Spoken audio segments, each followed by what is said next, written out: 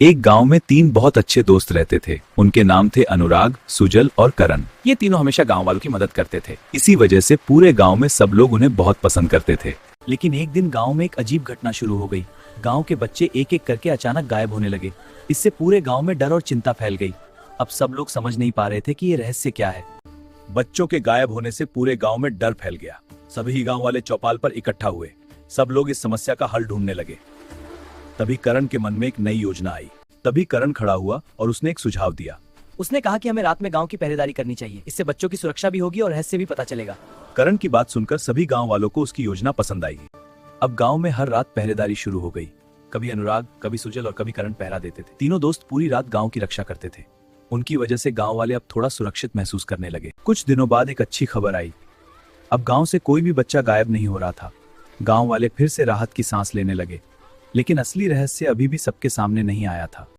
पहरेदारी हमेशा नहीं चल सकती। हमें इस समस्या का असली कारण ढूंढना होगा। यह बात सुनकर तीनों दोस्त सोच में पड़ गए। सरपंच की बात सुनकर अनुराग को एक योजना सूझी। उसने कहा कि अब हम खुले में पहरा नहीं देंगे। हम रात में छतों पर छुपकर निगरानी करेंगे। इससे हमें असली रहस्य पता चल सकता है। उस रात तीनों दोस्तों ने अपनी योजना शुरू की। अनुराग, सुजल और करण अलग अलग घरों की छत पर छुप गए। वे चुपचाप पूरे गांव पर नजर रख रहे थे। अब उन्हें इंतजार था कि रात में आखिर क्या होने वाला है। तभी सुजल को एक अजीब नजारा दिखाई दिया।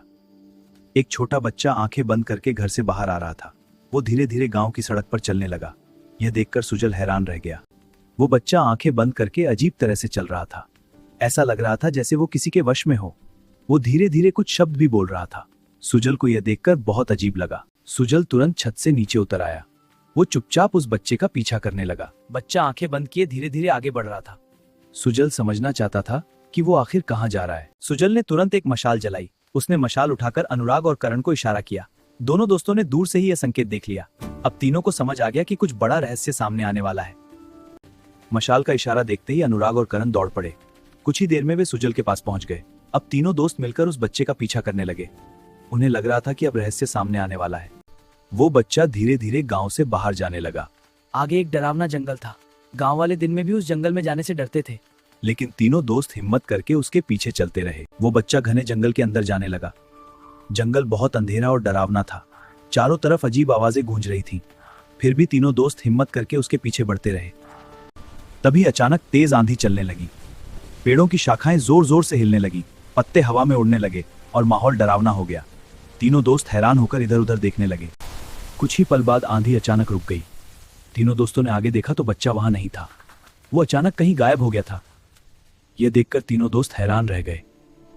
बच्चे के अचानक गायब होने से तीनों दोस्त हैरान थे। उन्होंने चारों तरफ ढूंढने की कोशिश की, लेकिन बच्चा कहीं दिखाई नहीं दे रहा था। तब उन्होंने जंगल के अंदर जाकर सच पता करने का फैसला किया। जैसे ही तीनों दोस्त जंगल में जाने वाले थे, तभी वहां सरपंच, मेघा और सोनम भी पहुंच गए। उनके हाथों में मशालें थीं और वो भी मदद करना चाहते थे। अब सभी लोग मिलकर जंगल के अंदर जाने लगे। अब सभी लोग मशाल लेकर जंगल के अंदर बढ़ने लगे। चारों तरफ घना अंधेरा और सन्नाटा था। सब लोग सावधानी से हर जगह देख रहे थे। उन्हें उम्मीद थी कि जल्द ही सच सामने आएगा। थोड़ा आगे जाने के बाद उन्हें एक डरावना दृश्य दिखाई दिया। वहां कई जानवर मरे हुए पड़े थे। ऐसा लग रहा था जैसे किसी ने उन्हें बुरी तरह नोच डाला हो। यह देखकर सभी लोग डर गए। यह सब देखकर अनुराग को कुछ गड़बड़ लगी। उसे लगा कि जंगल में कोई बड़ा खतरा छुपा है। उसने सभी को सावधान रहने के लिए कहा।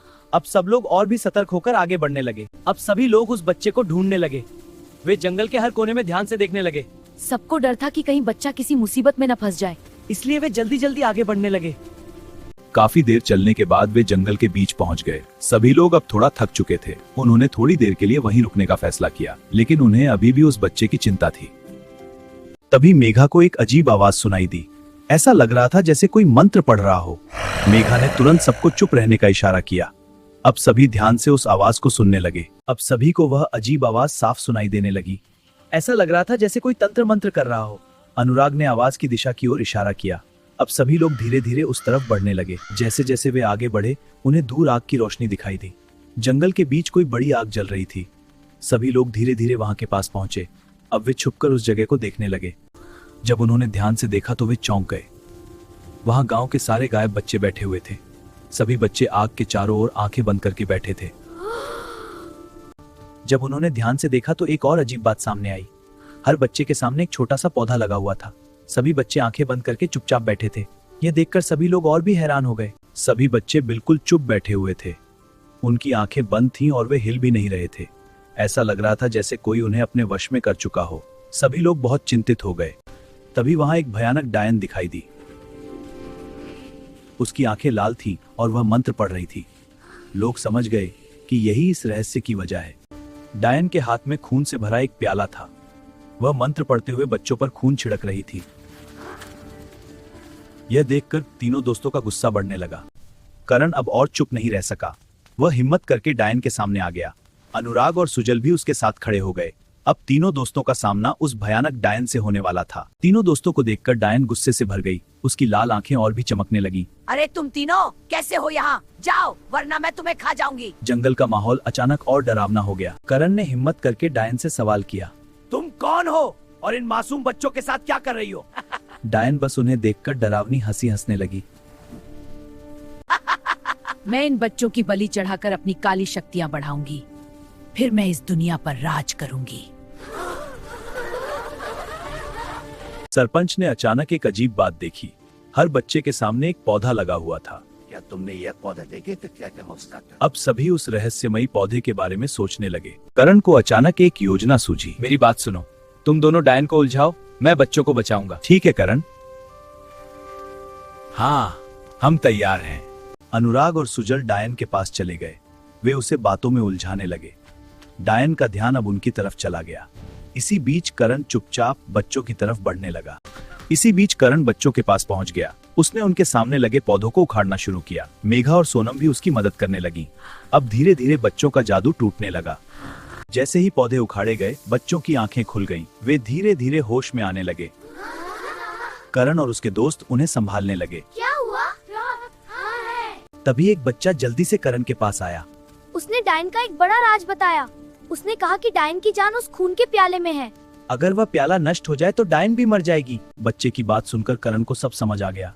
वह धीरे धीरे खून के प्याले की तरफ बढ़ने लगा। अनुराग और सुजल उसे बचाने के लिए तैयार खड़े थे। लेकिन डायन ने करण को देख लिया और गुस्से से चिल्लाने लगी। डायन ने करण को रोकने के लिए हमला कर दिया। उसने काली शक्तियों से उन्हें डराने की कोशिश की, लेकिन अनुराग और सुजल उसके सामने खड़े हो गए।